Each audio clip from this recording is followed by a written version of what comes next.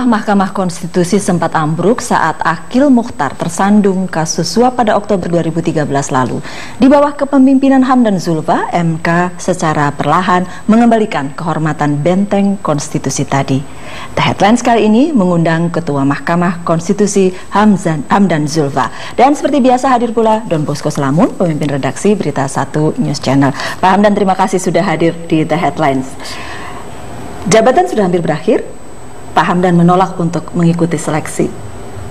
Saya boleh dapatkan secara langsung mengapa tidak ikut seleksi?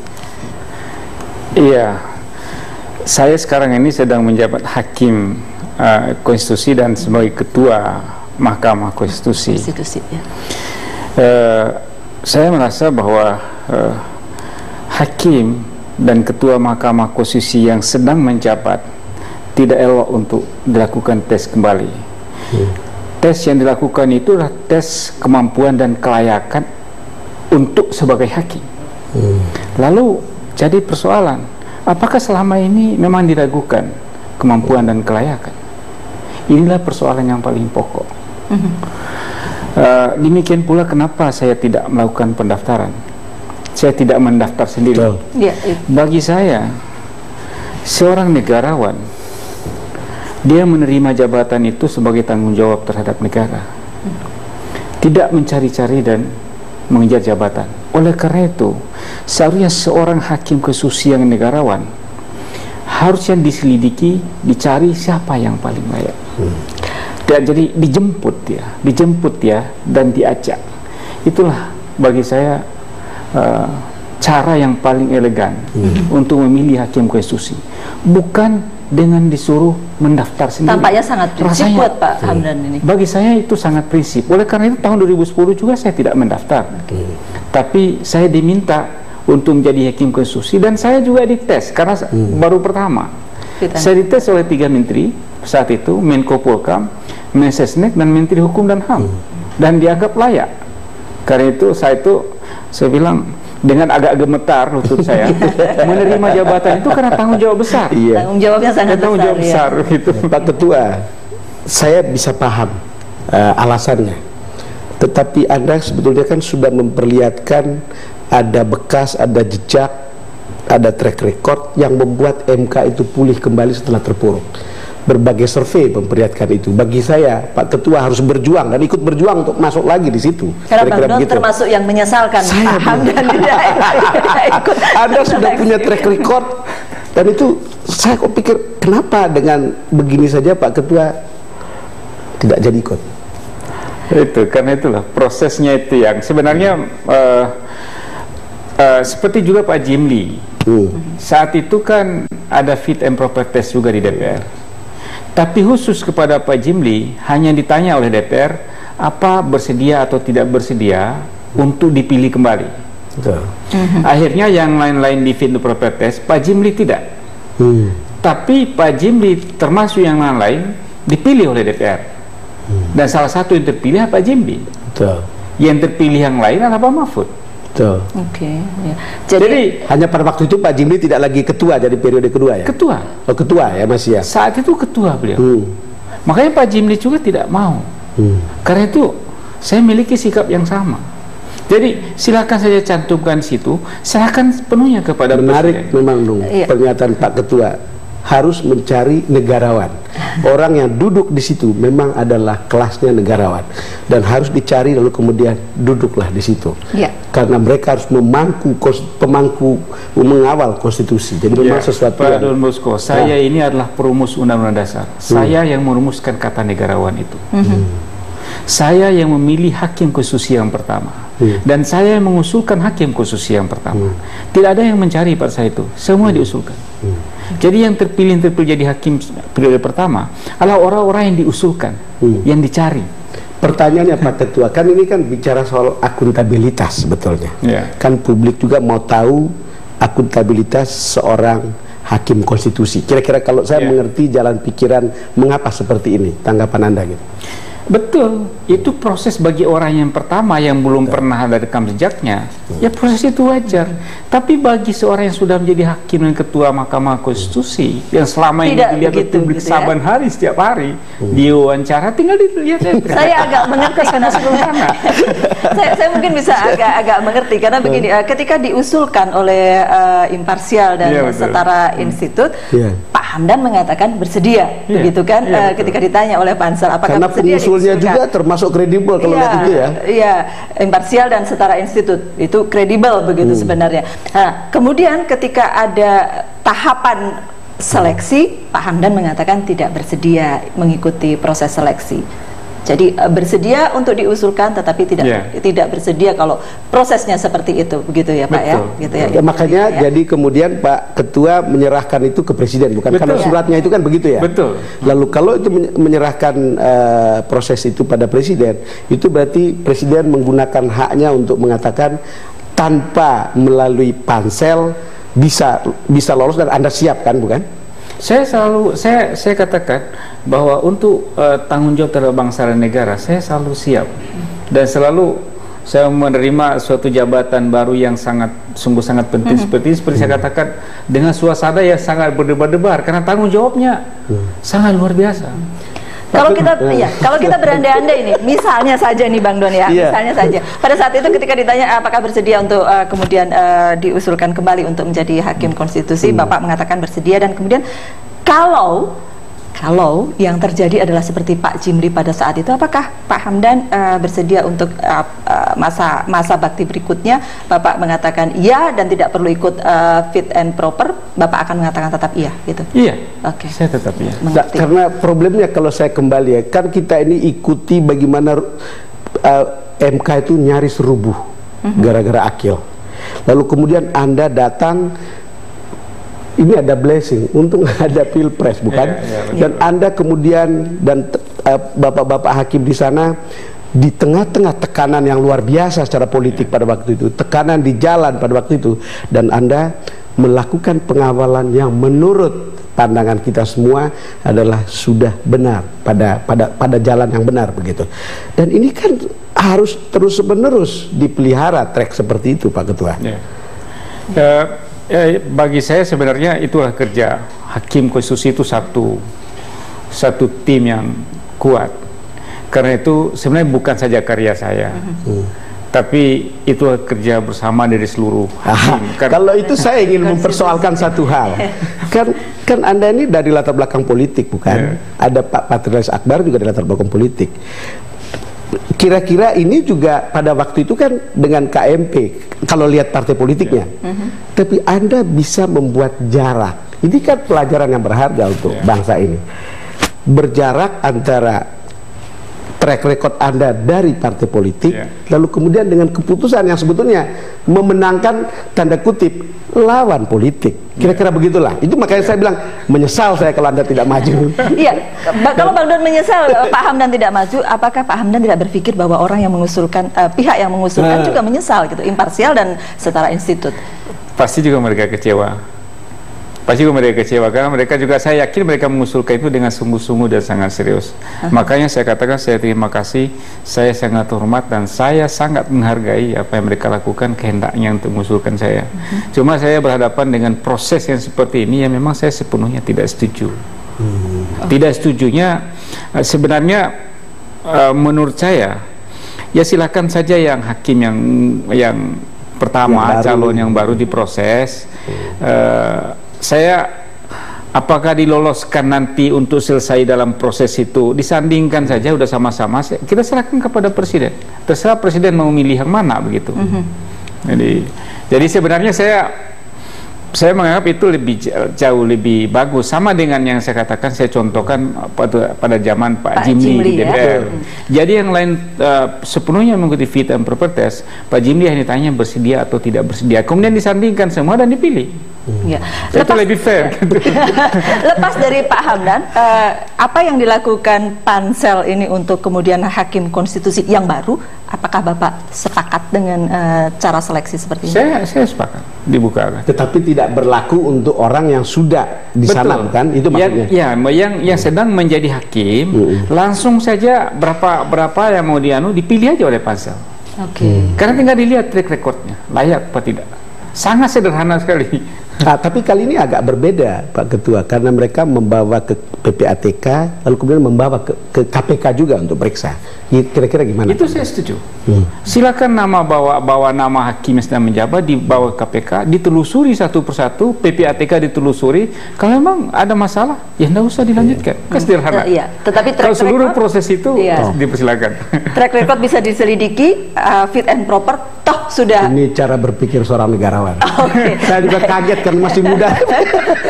Iya, Pak Hamdan, kita akan kembali sesaat lagi ya. Kita akan melanjutkan untuk Anda The Headlines setelah perkara sengketa hasil Pilpres tahun 2014.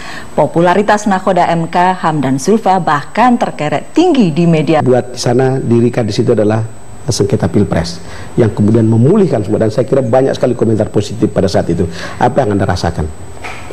Ya, saya tentu merasa senang bagaimanapun juga diberikan apresiasi yang cukup baik. Hanya saya selalu berusaha untuk mengendalikan diri. Jangan sampai saya juga menjadi berbangga hati. Karena itu bisa menjadi masalah dalam perilaku. Itu saja yang saya berusaha betul untuk mengendalikan diri, untuk biasa saja, untuk netral, biasa saja seperti tadi saya sudah bilang soal tekanan politik, kemudian posisi politik Anda sebelumnya, lalu kemudian ada independensi, harga independensi yang sangat mahal Anda sudah pertaruhkan di situ, dan kemudian orang mengapresiasi. Sementara tekanan publik begitu luas pada waktu itu. Ketika menghadapi tekanan itu, apa yang Anda pikirkan?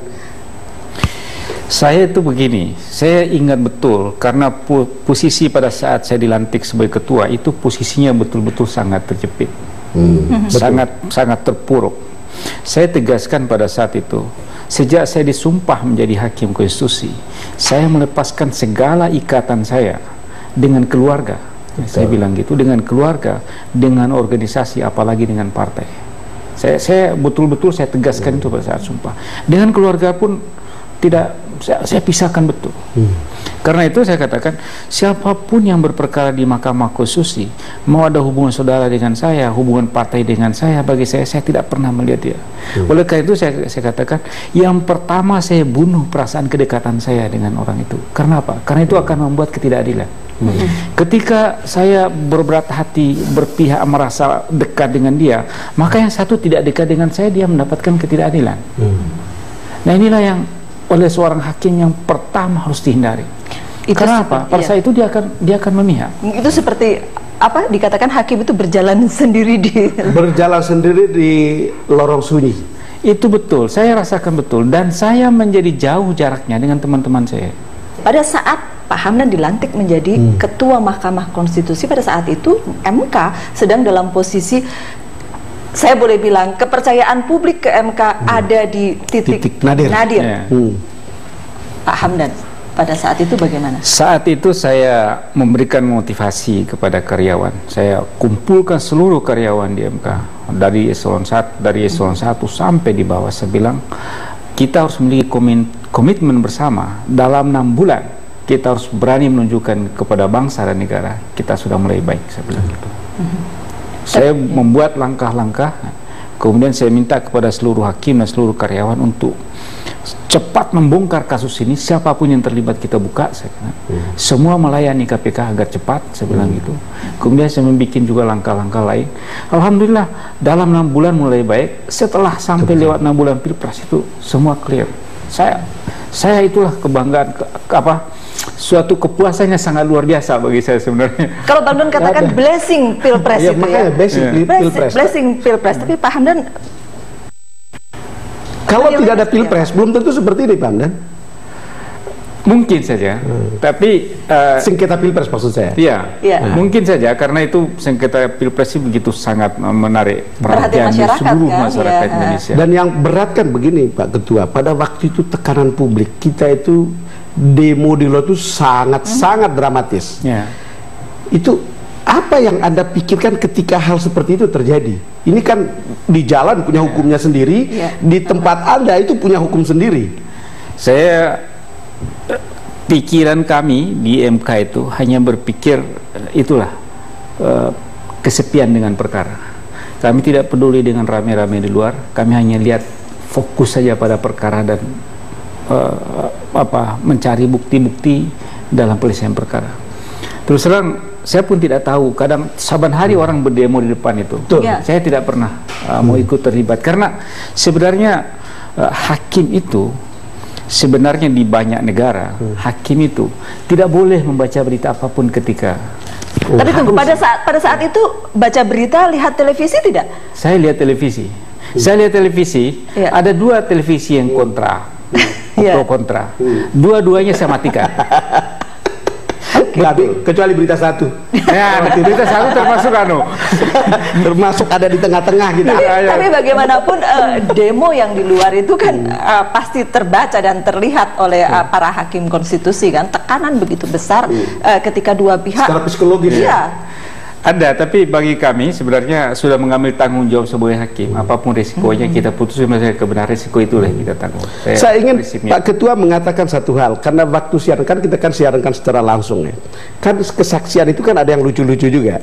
Yang dari Papua itu kan lucu-lucu. Dan saya lihat Anda juga mungkin kaget juga lihat karena ini. Apa yang Anda rasakan ketika dengar orang lucu-lucu begitu, atau ada kesimpulan misalnya ini berbohong nih saksi nih? Saya selama pengalaman saya sebagai hakim, saya tahu saksi yang berbohong, saksi yang cari-cari membuat ekspresi yang saya tahu dia berbohong. Karena itu saya simpan dalam hati. Saya tidak boleh ngomong Anda berbohong. Itu betul. Saya tidak boleh ngomong. Karena ketika saya ngomong begitu, maka para yang mengajukan saksi ini akan merasa dia berpihak ini hakim. Saya tidak boleh ngomong. Saya simpan dalam hati. Memang betul. Anda tidak mengatakan begitu, tapi saya lihat ekspresinya agak juga terkejut juga. Tapi di dalam sengketa pilpres itu ada yang berbohong nggak kira-kira? Ada banyak. Ada banyak. Saya bisa ketahuan sebagai hakim sudah punya feeling. Saya puluhan tahun jadi pengacara, saya tahu.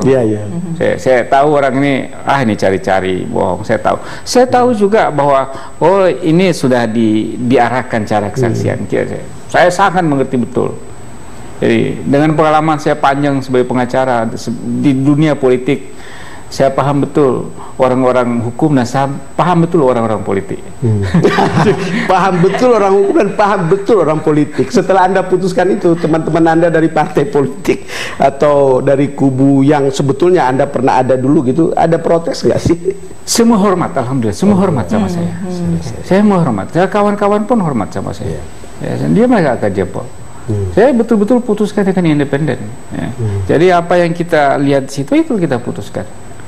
Karena orang awam begini, kan orang awam begini, ketika awal itu dibuka dengan pidato Pak Prabowo di dalam situ kan, kan sebagai orang yang juga pernah belajar hukum, saya tahu pidato silakan aja, tapi kan semua kan harus di based on bukti gitu ya. Dan pidato itu kejadian itu pertama kali yang ada terjadi di situ, lalu kemudian hakim akan menyetopnya, bukan? Saya ketop. Iya kan, Anda menyetop. Kenapa Anda menyetop saat itu? Kalau terlalu jauh pidatonya berapi-api itu menjadi pidato politik. Ini ruang bukan ruang pidato politik. Bukan untuk saya katakan bukan lagi ruang pidato politik. Ini adalah ruang untuk membuktikan dalil-dalil Anda. Kita boleh bilang bahwa sengketa pilpres itu rebound buat MK begitu ya, untuk kepercayaan masyarakat. Apakah Pak Hamdan sepakat tentang hal ini? Saya merasakan itu. Dan saya merasakan itu dan saya sungguh perubahan drastis kepercayaan publik gitu kepada MK. Iya, betul. Saya terus terang pada saat kejadian waktu Pak Akil angkat kepala pun jalan itu rasanya enggak. Kalau saya pada saat masuk dia pintar dan dia berintegritas. Hakim memutuskan suatu perkara dengan bodoh membuat orang kalah. Itu masuk neraka. Betul. Jadi dia jujur, tapi bodoh gitu. Tapi bodoh. Kemudian kalau dia pintar? Kalau dia pintar, tapi dia curang, masuk neraka juga. Sama juga masuk neraka. Itulah dua orang itu. Menakutkan ya. Besar sekali godaannya sampai kemudian ada yang terkena kasus suap, dan itu karena banyak sengketa pilkada waktu itu. Betul. Ya. Kemudian ini bukan soal pilpres saja Anda punya tonggak di sana. Anda melecuti diri sendiri dengan mengurangi atau meniadakan kewenangan untuk mengadili perkara-perkara pilkada. Hal yang sebelumnya membuat MK menjadi tanda kutip meriah. Begitu. Gimana itu Pak Ketua? Memang begini, secara konsep saya termasuk yang merumuskan perubahan undang-undang dasar termasuk kewenangan MK. Pas itu saya tidak pernah membayangkan MK itu memeriksa pilkada. Satu. Kalau lihat sejarahnya begitu. Lihat sejarahnya. Oke.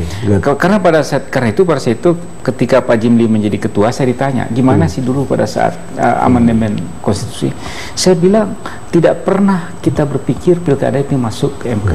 Itu satu secara konsep, secara konsep dan istilahnya itu original meaning dari undang-undang dasar itu tidak. Kemudian saya masuk MK menjadi hakim. Memeriksa perkara pilkada itu pemeriksaan yang sangat melelahkan, ya. Sangat melelahkan. Kemudian yang kedua, yang sangat menimbulkan banyak fitnah. Betul. Setiap saya ke daerah selalu saya dibisiki, Hamdan, MK bisa dibayar? Gak mungkin, saya bilang. Gimana ceritanya? Lu ada yang habis 10 miliar, gak mungkin, saya bilang. Ngomong saja siapa yang... Ternyata mungkin, ternyata kejadian. Ternyata itu. Jadi seluruh daerah saya kunjungi selalu saja bisikan kepada saya. Saya merasa, ya ampun, ini benar-benar fitnah apa kejadian gitu. Jadi itu akhirnya kejadian itu betul. Saya refleksi, oh ini rupanya. Jadi memang ada dua ekstrim Pak Ketua pada waktu itu. Orang sangat menaruh percayaan pada MK, lalu kemudian orang berprasangka tentang beberapa orang di MK. Saya ingat Refli Harun misalnya berkali-kali menyatakan keraguan pada integritas hakim MK, walaupun belum menyebut nama pada waktu itu, yang kemudian terbongkarlah Akil itu. Anda kan berteman juga dengan Pak Akil? Saya sangat berteman. Saya sejak di DPR. Kemudian di situ saya satu panel berapa tahun. Apa yang membuat saya percaya setiap pengambilan keputusan tidak pernah Pak Akil itu mendahului pendapatnya. Tidak membiarkan yang lain membiarkan. Tanya dulu saya, tanya dulu kawan saya, dan tidak pernah berbeda dengan pendapat saya dan kawan saya. Pak Alim itu adalah orang yang paling memiliki integritas. Jadi orang Islam yang begini, yang tidak pernah tinggal puasa Senin Kamis, ya, yang tidak pernah tinggal sholat malamnya setiap hari, sholat jam 3 sampai jam 4 pagi, tidak pernah tinggal. Jadi apa yang dilakukan Pak Alim dulu ditanya, saya ditanya, dan tidak pernah ada berbeda dengan saya. Dengan kami berdua. Gimana orang bisa muncul ketidakpercayaan? Coba. Nah, terus mainnya bagaimana sampai kemudian begitu? Mungkin saja itu terjadi karena tahu pendapat orang bertiga sudah begini kan, jadi tinggal numpang nih. Karena sudah dekat, sudah tahu, oh ini pasti begini gitu. Wow. Karena ada jarak, ada jeda waktu. Nah, kembali lagi kepada pertanyaan awal tadi, tidak lagi, saya rasa kan sangat sah. Betul. Jadi Anda membuat konsepnya dan tidak pernah memikirkan bahwa dulu MK itu untuk menyelesaikan sengketa pilkada. Kenapa kemudian tiba-tiba masuk ke situ? Nah itulah, jadi ada cerita begini dulu. Ceritanya saat itu adalah saya juga ikut membuat undang-undang Pemda itu yang menyerahkan kepada MK dan MA, bukan ke MK, kepada MA dan Pengadilan Tinggi. Karena pilkada itu waktu saat bikin undang-undang, saya membuat undang dasar, saya tahu ini tidak di MK tapi di sini. Tapi waktu di MA ada masalah. Ada masalahnya adalah orang ragu kepada MA. Itu betul. Sementara MK pada saya itu sangat luar biasa. Setuju. Udah dipindahkan saja ke sana. Jadi itulah ceritanya sampai ke Mahkamah Konstitusi, akhirnya kita tangani. Jadi ya pada perjalanan akhirnya saya bilang sama teman-teman, ayo kalau saya berpendapat, saya bilang saya kembali kepada konsep awal. Ini bukan urusannya MK. MK itu murni adalah pengujian undang dasar dan untuk pemilu nasional legislatif dan pemilu presiden, hanya itu saja. Jadi memang ada konteks historis yang membuat Anda kemudian kembalikan kepada kitohnya awalnya bahwa ini tidak perlu lagi untuk mengadili perkara, karena memang dunia hukum kita kan banyak tanda kutip hitamnya kan. bukan? Iya. Pandangan Anda tentang itu bagaimana? Saya sangat setuju. Saya pernah lama jadi pengacara. Jadi pengacara itu sangat menyesakan hati. Menyesakkan Bagi orang yang benar. Karena ini kita sudah benar, kita sudah ini, itu klien itu dipaksa agar yang benar itu bisa dibenarkan. Kalau nggak disalahkan. Jadi orang benar itu yang kena. Kalau nggak, dia menerima orang yang tidak benar. Ya, yang umum kita kenalkan membelang bayar. Iya. Jadi itulah saya katakan, saya pengacara, nggak peduli lah, saya nggak mau, silakan saja. Kalau harus sendirilah. Saya bilang begitu. Saya nggak bisa. Ya, kita kembali ke sengketa pilkada. Pada saat dipindahkan ke MK karena merasa MA, ya kepercayaan publik kepada MA kurang, merosot begitu kan, ditaruh di MK. Kemudian di MK juga jadi masalah, lalu dikembalikan lagi. Iya. Seperti dipingpong saja, dan kemudian belum tentu hasilnya juga menjadi lebih baik gitu, Pak Hamdan. Memang begini, saya berharap sebenarnya sengketa pilkada itu diselesaikan dalam proses. Saya berkali-kali saya sampaikan, sebenarnya tuntas diproses. Artinya masalah di mana selesaikan. Tuntas diproses, cuma tidak ada malaikat dalam proses itu, Pak Ketua. Sebenarnya itu. Sehingga yang sampai di pengadilan itu sudah tersaring sedemikian rupa, paling sampai pengadilan itu bagian kecilnya saja tidak terselesaikan. Hanya saja masalahnya kita ini, dia pendam ini dalam proses, dia nggak selesaikan, tunggu di pintu akhir. Itu betul. Itu jadi problem. Jadi ada budaya yang harus diperbaiki. Pak, kalau semua orang mencari keadilan pasti sampai ke pintu akhir, Pak. Nggak mungkin kemudian selesaikan di sini dan semua selesai beres, Pak. Susah. Enggak, bukan masalah itu. Masalahnya itu kan kredibilitas penyelenggara dan pengawas. Oke, ya. Ada uang di sana. Betul.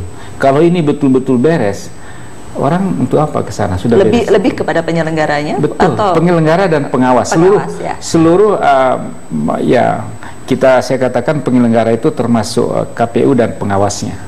Ya. Termasuk peradilan yang ada dalam proses itu, ya, termasuk polisi dan lain sebagainya menyelesaikan proses itu. Kalau itu tuntas itu nggak ada yang dibawa ke sana. Sangat sederhana sekali pemilu itu. Pak Ketua, masih ingatkah karena ketika peradilan untuk persidangan pilkada itu kemudian orang pernah menyerbu ruang sidang MK. Masih ingat? Masih ingat sekali. Apa yang Anda pikirkan pada saat itu? Jadi begini saat itu. Itu pada saat itu pengucapan putusan. Kawan-kawan saya sedang mengucapkan putusan. Kemudian ada ribut-ribut di luar. Saya suruh petugas di belakang, tolong diamankan di depan. Betul. Jangan ribut begitu, saya bilang gitu. Terus saya mendapat laporan, tidak apa-apa, Pak. Terus yang kedua, ribut lagi. Kok masih ada jatuh-jatuh kursi segala? Saya bilang selesaikan di depan. Mana keamanan? Saya bilang gitu. Saya dapat laporan lagi, tidak apa-apa. Saya ini sudah jaga-jaga orang masuk. Betul. Saya sudah jaga-jaga orang masuk. Pada saat ribut sedemikian keras di luar, saya nggak nyaman. Saya tutup sidang. Sidang saya skorsing sampai 1 jam, saya bilang. Pada saat saya skorsing, saya keluar. Betul-betul orang itu masuk. Yang saya bayangkan kalau orang itu masuk pada saat kami sidang, berapa rusak wibawanya. Karena feeling ini masuk, ini rusak wibawa pengadilan. Saya berhentikan dulu, saya keluar. Di saat kami sudah di ruang tunggu, baru orang itu masuk. Saya bersyukurnya itu. Itu kan buntut dari rendahnya kepercayaan pada waktu gara-gara kasus itu kan. Iya, karena benar-benar sampai di titik nadir itu. Dan itu membuat MK kemudian membuat kebijakan security yang luar biasa. Saya masang Saya masang security sangat ketat. Saya begini, saya pengalaman melihat pengadilan di berbagai negara. Saya datang di beberapa pengadilan di Amerika. Orang masuk itu sehari sebelumnya daftar dulu. Itu betul. Kasih KTP. Itu makan permen aja nggak boleh dalam ruang sidang. Pak Ketua, kita ke Singapura, masuk ke dalam ruang sidang, kita harus tunduk hormati hakim. Betul. Begitu kita keluar dari persidangan, mau keluar dari situ, juga harus hormat dulu, baru boleh keluar. Dan itu tidak bisa sembarangan. Betul. Sebegitu terhormatnya ruang sidang itu. Bandingkan kita pernah hakim dilempari sandal. Betul. Saya itulah yang saya jaga di MK sekarang. Saya tidur sendiri, yang duduk begini saya tegur. Itu betul. Ngantuk saya di dalam ruang sidang nggak boleh. Nggak boleh. Pak Ketua, kembali ke sengketa pilkada, melelahkan kata Pak. Iya, tadi itu betul ya. Karena banyak atau karena banyak orang mau begini mau begitu dan kemudian berusaha untuk mendekati hakim. Karena banyak sebenarnya. Karena banyak. Kalau hanya untuk mendekati Ada, saya katakan ada, sampai datang ke rumah ada temannya saya nggak sangka dia mau datang silaturahim, datang-datang ada orang lain di bawah nawarkan. Saya bilang saya suruh pulang, Anda pulang aja. Saya kasih tahu kawan saya jangan datang 2 kali dengan cara itu kan merusak nama saya. Artinya itu juga bisa terjadi pada siapapun, hakim konstitusi yang manapun pada saat itu ketika ada sengketa pilkada dan kemudian godaan untuk suap itu luar biasa. Itu luar biasa, luar biasa. Ya, bagaimana tidak luar biasa dan bagaimana tidak digoda? Mereka juga sudah membelanjakan uang untuk dapat itu di lapangan kan gitu kan? Bayangkan Pak Dosko. Jadi ada yang datang, Pak Hamdan cuma kasih tahu saya siapa yang menang. Ya. Itu uangnya banyak, hanya kasih tahu siapa yang menang. Bukan memutuskan mubah, hanya kasih tahu saja. Jadi kalau sengketa pilkada tidak lagi di MK, godaan untuk suap berkurang? Paling tidak satu merasa aman. Kalau gitu kita tidak dulu, kita lanjut. Parang sebetulnya silakan terbuka ke kampus-kampus juga bisa dinikmati. Di 42 kampus seluruh Indonesia kita buka. Jadi sangat transparan sekali. Satu hal Pak Ketua, karena ada urusannya tadi pilkada itu kan, kalau tadi dibilang bahwa ada jejak di situ kan pilpres, lalu kemudian keluarnya sengketa pilkada dari MK. Sekarang dia akan mengadili perkara yang berkaitan dengan konstitusi, ya undang-undang yang tidak sesuai dengan itu. Dan kita tahu bahwa DPR itu banyak muatan politisnya, ada undang-undang yang kualitasnya dianggap tidak bagus, ada bahkan undang-undang yang disponsori karena uang. Diduga disponsori begitu ya. Kalau pandangan Pak Ketua tentang ini? Memang ada beberapa kemungkinan. Ada kelalaian dan kecerobohan satu. Kelalaian dan kecerobohan itu kadang-kadang undang-undang itu dibuat secara bukan tidak serius, tapi kecerobohan itu. Jadi kadang-kadang tidak sinkron antara satu undang-undang dengan undang-undang tumpang tindih. Ya, tumpang tindih. Problemnya setelah saya teliti, undang-undang itu dibuat oleh komisi tertentu. Komisi tertentu ini tidak koordinasi dengan komisi yang lain. Jadi muncullah masalah.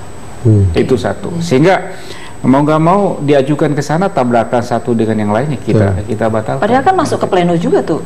Masuk ke pleno, tapi saya pengalaman DPR mana ada baca di pleno. Walaupun cuma ketok palu, walaupun masuk paripurna, tapi ya tidak. Cuma ketok palu situ. Itu satu kecerobohan. Dan banyak kecerobohan semacam itu. Ada juga kemungkinan besar itu kesengajaan. Tapi kesengajaan yang mungkin tidak disadari betul bahwa itu bertentangan dengan konstitusi. Jadi mungkin ada para pengusaha atau para apa yang meloloskan suatu undang sehingga terjadi liberalisasi yang luar biasa. Nah, akhirnya masuk di MK, ini liberalisasi yang tidak sesuai dengan prinsip konstitusi. Apa boleh buat? Kami kembali lagi kepada falsafah negara.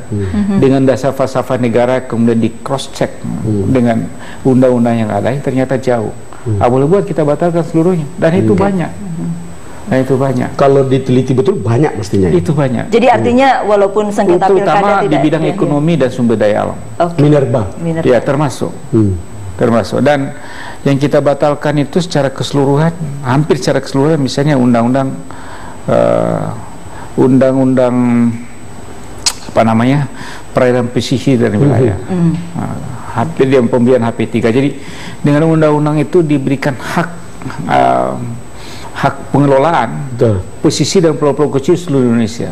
Saya bisa bayangkan kalau semua investasi di pesisir, di mana wilayah nelayan lagi. Jadi akhirnya kita batalkan jantung dari undang-undang itu. Sekarang ini tadi Pak Ketua bilang ada kecerobohan, lalu kemudian ada satu lagi tadi Pak? Ada yang karena kesengajaan. Lalu kemudian kalau lihat teman-teman di DPR yang kualitasnya seperti sekarang ini kan masih berantem. Ya, itu ada juga itulah kecerobohan dan kekurang tahuan itu. Ada banyak juga begitu. Nah, jadi artinya walaupun sengketa pilkada tidak di situ, masih banyak kemudian mereka kasusnya. Membela datang di MK dengan berapi-api tapi salah gitu. Saya tahu apa berapi-api di situ tapi salah tapi tidak pas begitu. Ada. Jadi pede betul tapi nggak pas gitu. Gimana kalau Anda tidak di situ lagi, Anda menyumbang apa untuk bangsa ini? Masih banyak yang bisa lakukan di sawah. Saya justru lebih banyak mungkin kegiatan-kegiatan kegiatan yang lebih sosial ya. Sudah ada rencana khusus sesudah dari MK, Pak Hamdan? Paling tidak saya ngajar. Oh ya, karena masih ngajar juga ya sampai sekarang. Paling tidak saya ngajar itu dulu ya. Oke, Pak Hamdan, artinya akan masih banyak pekerjaan MK walaupun tidak di sengketa pilkada, begitu ya. Itu dipengaruhi juga oleh kondisi politik, begitu? Ya, betul. Jadi gini memang, pasti sengketa ke depan itu akan lebih banyak. Kesadaran hukum masyarakat juga lebih tinggi. Jadi, LSM luar biasa dan sangat maju bagi saya dan sangat baik. Jadi mereka datang ke MK, menggugat berbagai undang-undang macam-macam dan banyak yang logik, banyak yang benar, sehingga bagi saya LSM itu daripada mereka bergerak di jalan, termasuk mahasiswa. Saya katakan kepada para mahasiswa, daripada Anda berdemo di situ yang mengganggu ketertiban umum, datang aja ke MK, nanti kita uji. Kan ada sebuah perkara yang diajukan oleh orang kecil, sebetulnya. Saya lupa ya perkara itu yang kemudian dimenangkan oleh MK. Saya lupa perkara terakhir yang masih Anda ingat. Saya masih ingat ada dua paling tidak. Ada satu buruh meteran listrik. Itu betul. Satu dari Madura, dari Surabaya. Datang naik bis pulang pergi sana. Dia datang menggugat sendiri masalah apa namanya itu outsourcing. Outsourcing ya. Outsourcing. Dan kami kabulkan. Ada lagi seorang satpam, dia juga datang sendiri, dan itu dikabulkan oleh MK.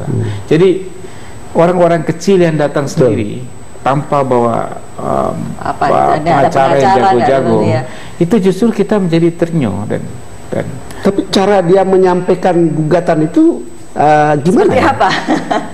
Karena begini, yang paling penting dilihat oleh hakim MK itu substansinya. Kita tidak melihat orang, tidak perlu bertebal-tebal beginilah retorika. Tidak perlu berretorika, kita lihat substansi. Kalau itu menyangkut keadilan dan kepentingan publik, itu biasanya itu sangat jadi concern Mahkamah Konstitusi. Nah ini menjadi concern yang baru untuk saya, karena kemudian kan orang mengatakan kalau Mahkamah Konstitusi itu yang mengadili hal-hal yang besar-besar, dan tidak terbayang bahwa ada buruh, ada tukang listrik. Saya masih agak mungkin perlu penjelasan lebih jauh. Tentu ada filosofi di tengah-tengah hakim MK yang kemudian melayani hal yang seperti ini. Iya, jadi begini, memang sejak zaman Pak Jimli ada satu kerja yang bagus. Jadi sosialisasi MK, pemberian kesadaran hak warga negara itu sangat masif, luar biasa, dan saya lakukan sampai sekarang ini. Dan itulah yang membuat orang-orang itu menjadi mengerti. Dan ketika mereka datang di MK itu pelayanannya standar. Jadi jangan sampai siapapun yang datang dikecewakan. Dikecewakan, dilayani dengan sebaik-baik siapapun, kemudian dikasih nasihat. Dan nasihat dari bawah ini biasanya cukup bagus, naik kepada sidang hakim diajukan, itu sudah bagus, karena kita katakan bahwa ini orang-orang kecil, dikasih nasihat saja untuk perbaiki, nggak usah disuruh pulang begitu. Dikasih contoh, biasanya dikasih contoh. Sengketa perundang-undangan tidak selalu harus hari yang besar begitu ya, Pak Hamdan ya. Orang-orang kecil boleh datang di situ, dan saya kira sangat terbuka. Tapi satu hal dulu sebelum tutup, kan itu kan banyak sekali staf ahli di MK ya, yang saya dengar justru mereka ini adalah orang yang cepat sekali memberi input pada hakim-hakimnya. Iya betul, begini, tidak terlalu banyak sebenarnya kalau dibanding negara lain, dan masih sangat muda-muda di MK itu, rata-rata master. Totalnya ada 25 orang. 25 orang. Tapi menempel pada hakim itu 2 orang. Bukan 25 ya, lebih, tapi tidak sampai 30. Jadi yang nempel pada hakim itu 2 orang. Kemudian ada juga kita namakan puslid. Nah inilah sekarang yang dalam rangka membangun ke depan, saya wajibkan mereka itu seluruhnya untuk S3 dan dibiayai seluruhnya oleh MK. Saya kirim keluar.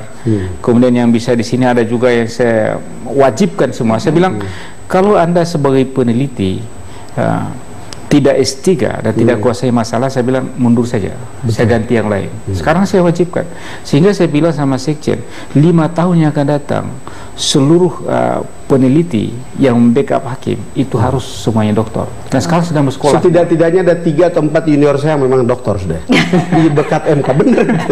Pak Hamdan, ini memang belum sampai di proses akhir begitu ya, tapi Pak Hamdan kan sudah tidak mengikuti proses seleksi dan pansel sudah memilih 5 orang begitu kan untuk tahapan berikutnya, walaupun Presiden belum memutuskan sesuatu. Kalau kemudian Presiden mengikuti apa rekomendasi pansel dan artinya tidak mengikutkan Pak Hamdan, kira-kira ya Pak Hamdan sudah pasti akan selesai di MK begitu kan? Apa kira-kira yang Bapak bayangkan yang sudah menjadi legacy Bapak di MK? Saya sebenarnya betul-betul sedang membangun sistem. Saya tanya semua, saya libatkan mantan-mantan hakim, saya membangun sistem, saya perbaiki prosedur, mekanisme dan lain-lain. Kemudian juga saya ingin ke depan itu MK itu kehebatannya pada institusinya. Hakimnya masuk ketemu institusi yang sudah sangat luar biasa itu menjadi sangat gampang. Karena itu saya betul-betul mengembangkan institusinya ini. Itu satu. Kemudian yang kedua, sebenarnya terakhir waktu di bulan April yang lalu, MK Indonesia dan saya mewakili pada saat itu terpilih menjadi Presiden MK Asia. Ya, pada saat itu betul-betul kita menjadi pusat perhatian dan memberikan kepercayaan penuh. Dan tahun 2015 ini saya ingin mengajak berbagai hakim di seluruh dunia untuk datang di sini dengan memperlihatkan MK kita dan cara kerjanya yang sudah saya bangun dengan kami bangun dengan sangat baik. Artinya begitu. Bisa dibanggakan begitu. Bisa dibanggakan betul. Inilah yang bulan Agustus mendatang saya sudah punya rencana dan saya ingin MK Indonesia itu betul-betul salah satu role model MK di dunia. Dan sekarang ini memang di Asia setelah Korea kita lah yang sangat bagus sama Turki. Pak Ketua kecewa kalau misalnya Presiden membalas surat Anda untuk mengatakan kita hanya ikuti hasil pansel? Saya sudah menyatakan dalam surat saya sepenuhnya menyerahkan kepada Presiden apapun keputusannya. Saya sama sekali tidak kecewa karena itulah sikap saya dari awal. Bang Don ada tambahan? Tidak. Oke. Terima kasih Pak Hamdan sudah hadir di studio kami. Bang Don terima kasih juga, dan pemirsa itulah The Headlines kali ini. Saya Nustiani mengucapkan terima kasih karena Anda telah bersama kami. Sampai jumpa.